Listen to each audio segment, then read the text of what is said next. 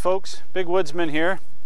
Today I'm going to be showing you a quick video on how to identify poison ivy through all seasons of the year.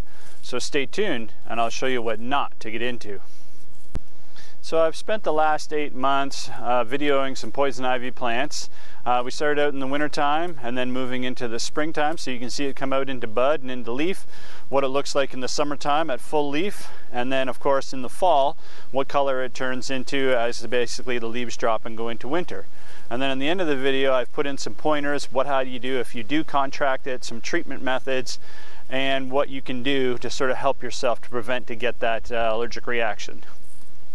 So the reason we're doing this is that poison ivy has an oil on the plant. It's that oil from which it derives its scientific name.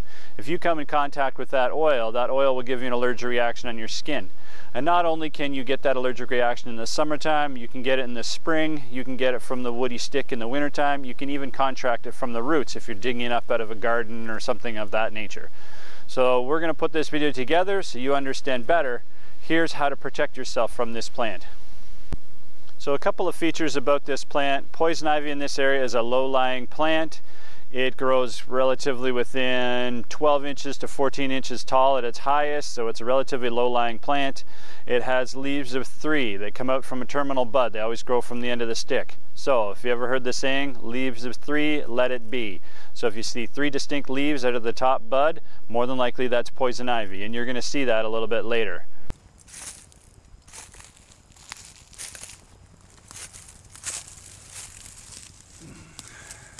So here we are, we've stepped just off the trail. Here's a prime opportunity of seeing some poison ivy. So I've stuck a wooden board, a white board, behind a nice piece of poison ivy so you can see that this is the actual plant itself right here. So we have a nice sort of curvy, sort of odd, bent looking piece. That's typical for poison ivy in this area.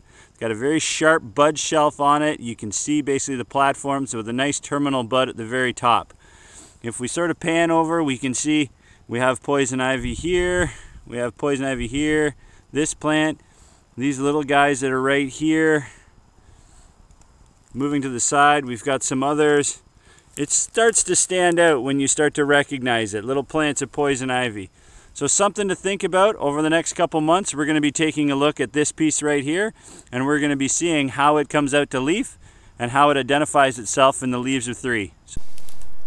So here we are, late winter, just before spring, and you can see here's our poison ivy plant.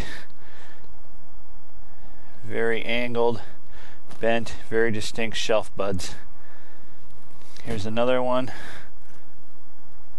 right beside it.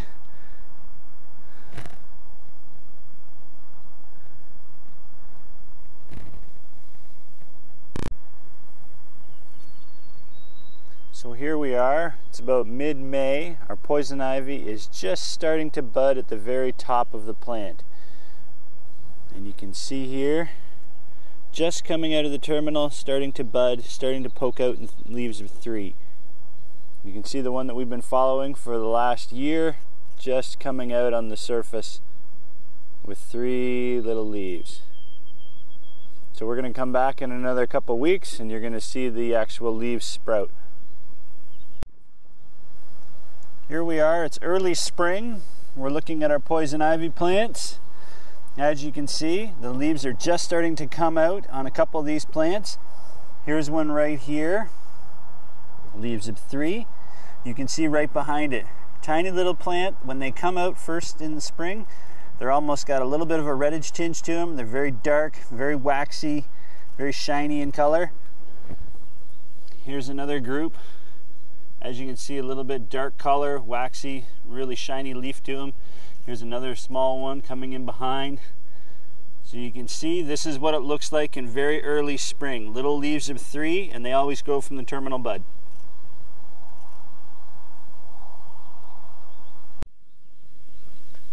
So here we are back at our poison ivy plants. It's just at the start of summer, and as you can see, our plants are now out in full leaf.